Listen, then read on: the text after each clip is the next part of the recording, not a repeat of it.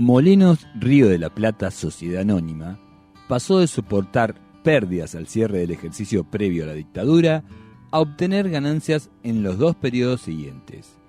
indicó la Unidad Fiscal de La Plata, en el requerimiento por el que impulsó la acción penal por los secuestros y desapariciones de 15 trabajadores de la firma a partir de julio de 1976. La presentación fue formulada ante el Juzgado Federal número 3 de esa ciudad por los fiscales generales Marcelo Molina y Hernán Eschapiro y por el fiscal Juan Martín Nogueira.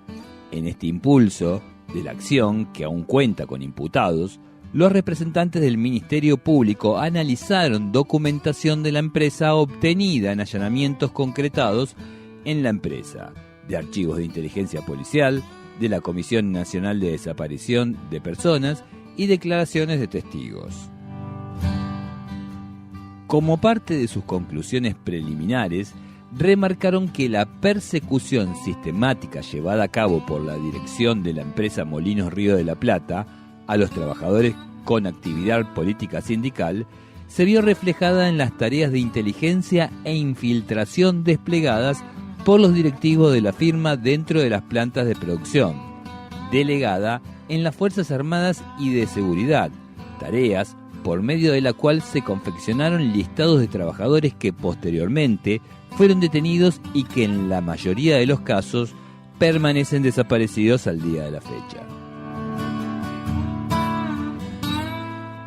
Se puede decir que con el golpe de Estado, los reclamos gremiales que se venían sucediendo en Molinos Río de la Plata Sociedad Anónima finalizaron con el secuestro y desaparición de trabajadores y que las medidas adoptadas por las autoridades militares en el plano económico beneficiaron notablemente a la empresa, especialmente durante los primeros años desde que se implantara el régimen militar,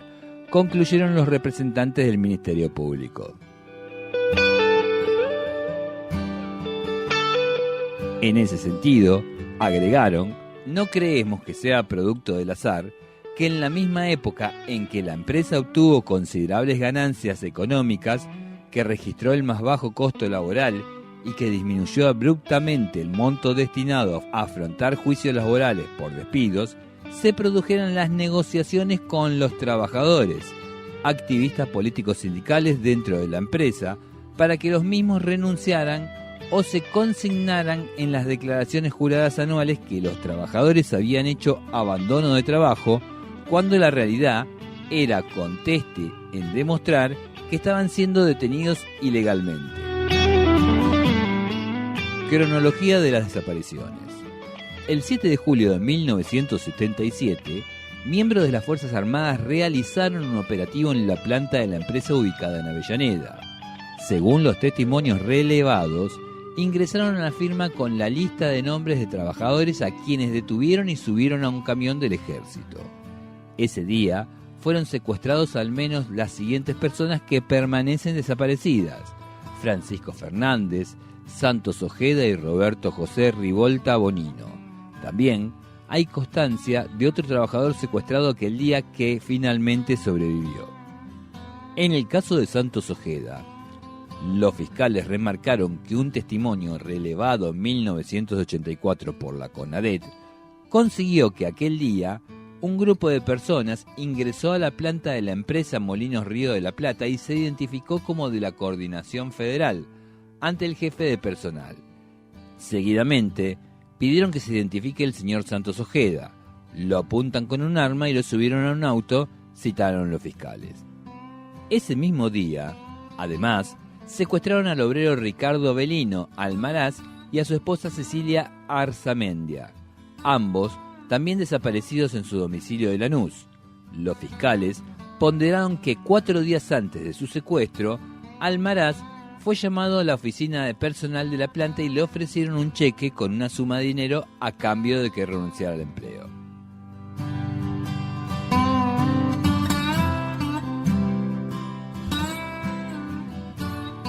El preludio de todos los secuestros fue la detención ilegal el 1 de julio al también desaparecido Avelino Antenor Freitas, delegado gremial y miembro de la comisión interna de la empresa, integrante de la agrupación política sindical 17 de octubre y de la conducción nacional de la Juventud Trabajadora Peronista. Freitas, conocido como Chiche, a los 25 años ya era delegado de Molinos Río de la Plata, Bungibor. Su carnet de afiliado era el número 6708 del Sindicato Obreros y Empleados de la Industria Aceitera. Desde la Juventud Trabajadora Peronista, JTP, fue un consecuente defensor de las luchas de sus compañeros por jornadas de trabajo dignas, con baño, duchas y vestuarios, inexistentes hasta el momento. Una anécdota de la lucha de los trabajadores de Molino da cuenta de las características audaces y creativas de Freitas. En uno de los paros y toma de planta, a Chiche y demás trabajadores en conflicto los rodearon las fuerzas del orden con los perros que tenía la policía provincial, que estaban entrenados para atacar. Los delegados gremiales calmaron y dejaron fuera de acción a los animales, ya que les tiraron kilos y kilos de alimento para perros que también se fabricaba en esa planta. El 12 de julio de 1976, Avelino Antenor Freitas salió de su casa. Vivía en una casilla dentro de la Villa Corina, a las 5 de la madrugada a trabajar. Lo levantaron, lo ingresaron en la comisaría cuarta y ahí lo tragó la dictadura.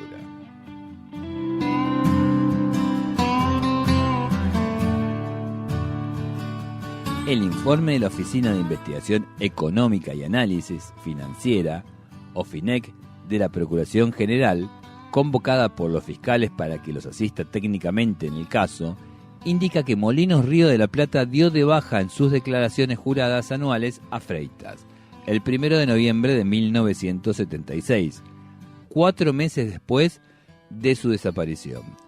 consignando como motivo el abandono de trabajo. Los fiscales remarcaron que esa forma de registración redundaba en un directo beneficio económico para la firma. No debían pagar indemnizaciones a dichos empleados, ya que formalmente nunca los habían despedido. El 13 de julio, en tanto, Juan Carlos Paz Carroza fue secuestrado en la vía pública, mientras que su hermano José Jacinto desapareció 2 días más tarde cuando fue a preguntar por él a la fábrica. Los dos fueron vistos por un sobreviviente en la Superintendencia de la Policía Federal hasta el 19 de agosto. Los restos de ambos fueron encontrados e identificados en noviembre de 2012 en el cementerio de Derqui, Pilar. El obrero Humberto Oscar del Polito fue secuestrado el 6 de octubre en la capital federal, momento desde el que permanece desaparecido. Al año siguiente fueron secuestrados Alfredo Patiño el 11 de agosto de 1977 y la pareja compuesta por Carlos Guillermo Robles y Martina Concepción Espinosa, ambos trabajadores de la firma, el 13 de septiembre. Los tres continúan desaparecidos y fueron vistos con vida en el centro clandestino que funcionó en la Brigada de Investigaciones de Quilmes. Finalmente, la lista se cierra por ahora, pues es el comienzo de la investigación, con el caso de los trabajadores desaparecidos Héctor Alberto Vidal y su esposa Marta Ávila, quienes fueron privados de su libertad en un domicilio de Avellaneda el 10 de julio de 1978. Afinidad ideológica. La OFINEC, que participó el año pasado de los allanamientos realizados en las sedes de Molinos de Anfunes 90, de Avellaneda, el lugar de las detenciones ilegales, y de Uruguay 4075 de Victoria, partido de San Fernando, donde fue secuestrada información de la época, reveló que en la memoria del 27 de octubre de 1976 de la firma se expresó que el cambio de autoridades producidas el 24 de marzo último determinó profundas modificaciones en el quehacer nacional y que los primeros indicios de que se están alcanzando resultados positivos con las medidas adoptadas no hacen sino confirmar que el camino elegido es el único posible para reconducir el país en el seno del progreso.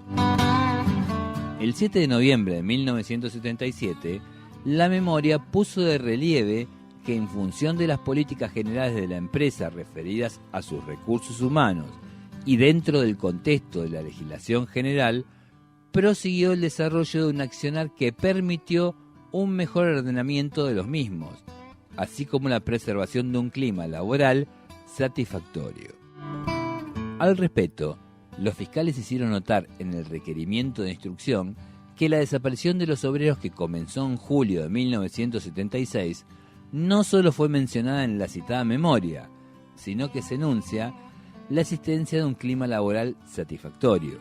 Molina, Eschapiro y Nogueira señalaron que esta documentación da cuenta de la afinidad ideológica de la empresa Molinos Río de la Plata con el gobierno de facto.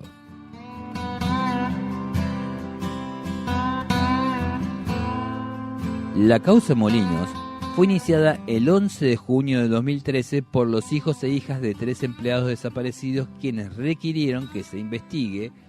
quiénes participaron de los secuestros y qué responsabilidad le cupo a los propietarios, directivos, administradores y gerentes de la firma. Los denunciantes marcaron que en la década del 70 la empresa pertenecía al conglomerado económico Bunge-Borg, que presionó al gobierno del presidente Juan Domingo Perón a través de políticas de desabastecimiento de alimentos, situación que fue denunciada por los trabajadores ante el Ministerio de Trabajo de la Nación, ocasionando 2 tomas de la fábrica en el año 1973 y continuando con huelgas en apoyo al gobierno en el año 1974. Aquellos hechos, indicaron los denunciantes, fueron procedidos desde 1972 por el reclamo de los trabajadores por mejoras salariales y de las condiciones de trabajo, salubridad y seguridad laboral, que fueron las banderas que a partir de 1973 encabezó la agrupación 17 de octubre, cuando asumió la conducción sindical enfrentada con la tradicional estructura gremial.